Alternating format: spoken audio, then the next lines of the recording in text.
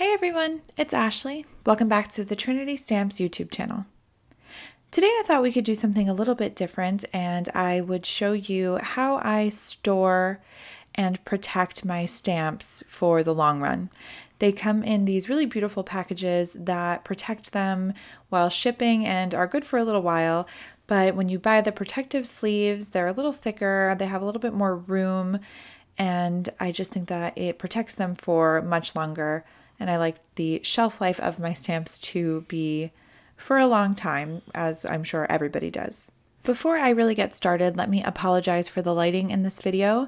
I wanted to be sure to get it filmed and out to you as soon as possible, and it's a very gloomy day here, so this is unfortunately what I have to work with.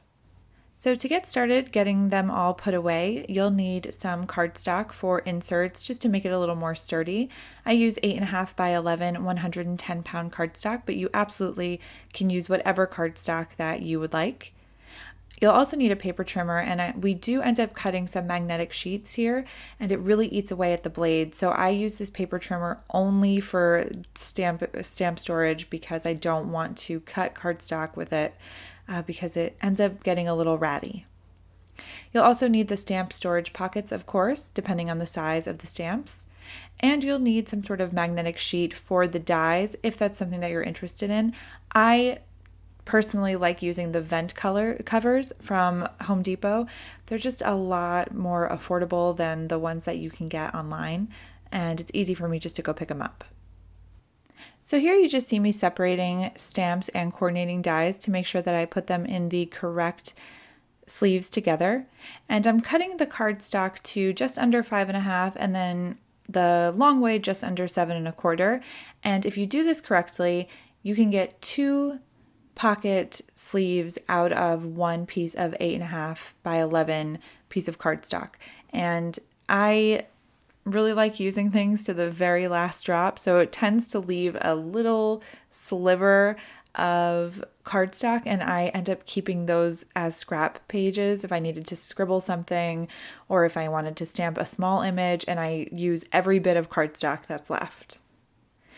So I fold the tab in from the sleeves after I put the cardstock in, and this is just because I'm going to end up putting these in my own storage bins here, and I'll show you those in a little bit. I'm not traveling with them or anything. If I do take a bunch out and go to travel with them, maybe I'll close them the correct way, but I do like just being able to sort of reach into the storage pocket and pull it out without needing to move the tabs over. So as you can see, I went ahead and I used the backing of the stamp that comes in the original packaging. So that little Trinity stamp piece of paper that comes in the back of the stamps themselves, I like to have that in my storage sleeves with the stamps. I don't know if it just makes me feel a little better that I kept it and that it looks nice and like the company or whatever, but I enjoy keeping it. It's certainly not something that is necessary, but I just like to have it there. That way I know upon first glance what company it's from, especially if you're looking for a certain stamp set, you usually know what company that stamp set is from. So if I'm flipping through my stamps and I can find it easier, I'm all about that. So here's the first one on camera that's done. I'm just going to go ahead and put that with my coffee with character stamps and die set, and then I'm just going to go ahead and continue to work away at these storage sleeves. I do also want to add before we get too far that a lot of people decide not to use the magnetic sheets. One, they do make it a little heavier, and two, it's not really necessary. You could just put your dies, the coordinating dies, in the back of the storage sleeve, but I do find that sometimes the dies themselves keep those little sharp edges, and I find that they sometimes cut through the storage sleeve. So that's why I prefer to use the magnetic sheets. I am going ahead and putting the Lady of Liberty set into a small storage sleeve, and this is the only of the small sets from Trinity that I own, and a lot of people that I know don't use the small storage sleeves. They just like to put whether it's small or standard size, into the standard size sleeve, but I actually quite like separating them.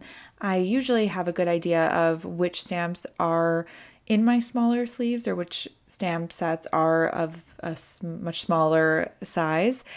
So I like to separate it that way, but I do understand wanting them all to be sort of the same size. And this caffeinated sentiment set here will have to go into a larger storage sleeve, although I did run out of them, so I need to place an order soon. It is thin like a regular sort of standard size, but it's much taller. I wanted to give you a little bit of a peek at how I store my stamps. I just use the fridge bins that you may have seen from Jennifer McGuire, but for my larger stamps, I just use this really cute little crate basket that I got from Target, and I think it was probably $3 or $5. So you can get really creative with ways to store your stamps, but I would definitely suggest getting some storage sleeves or storage pockets and storing your stamps and dies in them. That way that they last you a very long time and you don't have to worry about them getting damaged. I hope that you have enjoyed the video. All of the stamps and dies in today's video are from Trinity Stamps and they are linked in the description. Thanks so much for stopping by and I will see you again very soon. Thank you. Bye.